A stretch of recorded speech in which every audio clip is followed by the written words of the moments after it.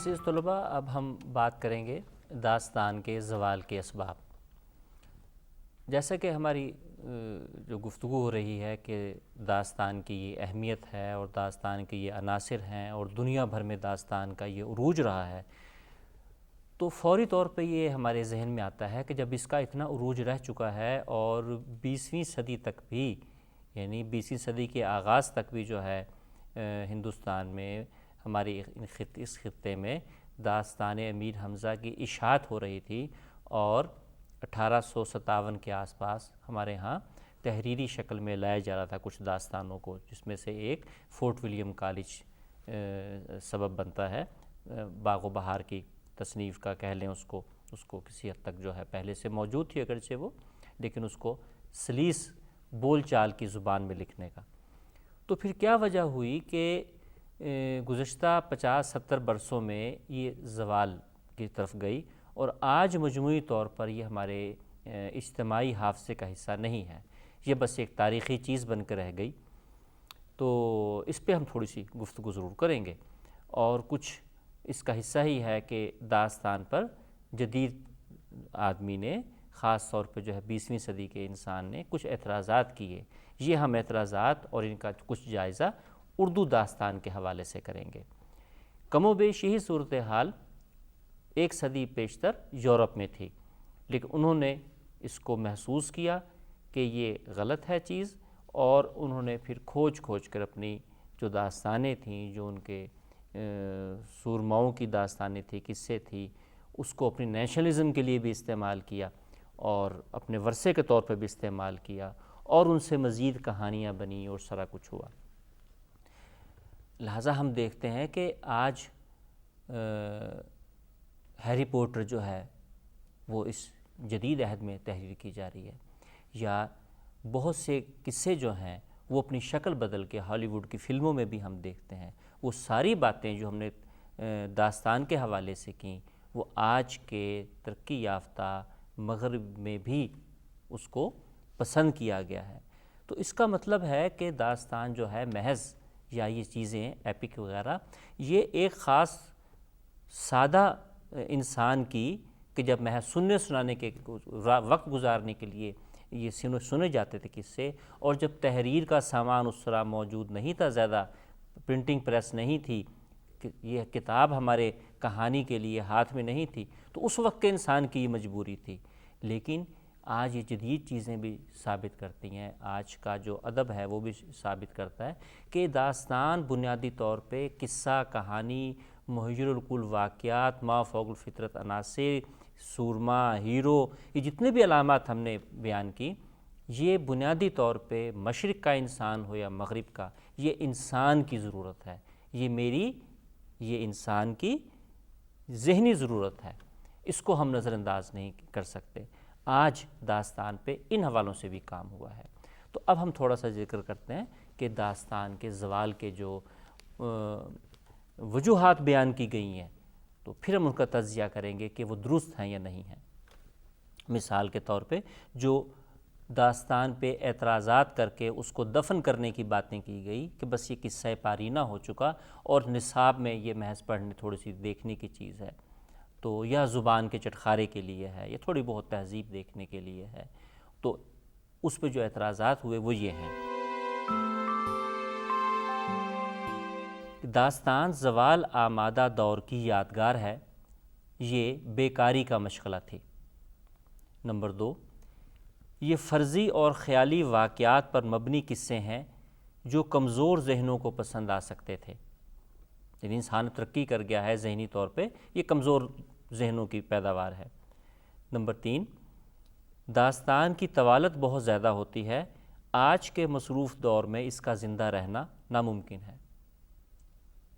4، داستان کی زبان بے حد مصنوعی ہوتی ہے جس کا روزمرہ زندگی سے کوئی تعلق نہیں۔ 5، داستان میں کوئی سبق نہیں ہوتا، یہ کہانی برائے کہانی ہوتی ہے۔ 6، داستان کا پلاٹ بہت کمزور ہے، قصے سے قصے نکلتے رہتے ہیں، سامع یا قاری کہاں تک یاد رکھے، اب نہ اتنا وقت ہے نہ حافظہ۔ 7، داستان کے محیر العقول واقعات اور جادو ٹونوں کا بیان، جنات اور پریوں وغیرہ کے بیان ایسی چیزیں ہیں جو توہم پرستی کے فروغ کا باعث ہیں، اور آج کے سائنسی دور میں اس طرح کی چیزوں پر کوئی یقین نہیں کرتا بلکہ ان چیزوں کو لا یعنی سمجھتا ہے۔ 8، کردار نگاری پر کوئی توجہ نہیں دی گئی، کرداروں میں ارتقاء نہیں ہوتا، یعنی کردار جیسا شروع میں ہے ویسا آخر تک رہتا ہے، اس میں کوئی تبدیلی نہیں ہوتی۔ کرداروں کو سیاہ اور سفید کے خانے میں رکھ کر تقسیم کیا جاتا ہے، یعنی کردار یا بہت ہی نیک سیرت ہوں گے یا بہت ہی بدخصلت ہوں گے۔ داستان کی مرکزی کہانی اور واقعات اور نتائج کا ہمیں پہلے سے علم ہوتا ہے، ہمیں پتہ ہے کہ اس میں ہیرو جو ہے وہ بالآخر کامیاب ہو جائے گا۔ داستان میں تکرار اور بیجا تفصیل ہوتی ہے، ریپیٹیشن ہوتا ہے اس میں۔ 11، داستان سے عصری شعور کا کوئی خاص پتہ نہیں چلتا، یعنی آج کے دور میں اس کی کیا اہمیت ہے ہماری سوسائٹی کے زاویے سے، حتیٰ کہ جس سوسائٹی میں یہ تحریر کیے گئے یا سنائے گئے اس وقت کا بھی ہمیں کوئی بہت زیادہ اندازہ نہیں ہوتا، ایک خیالی دنیا ہوتی ہے۔ یہ اعتراضات ہیں مجموعی طور پہ ہمارے ہاں نقادوں نے جو لکھے ہیں 20ویں صدی کے، یعنی آغاز سے ہی اس پہ اعتراضات کچھ ہونے شروع ہوئے، اور 30s 40s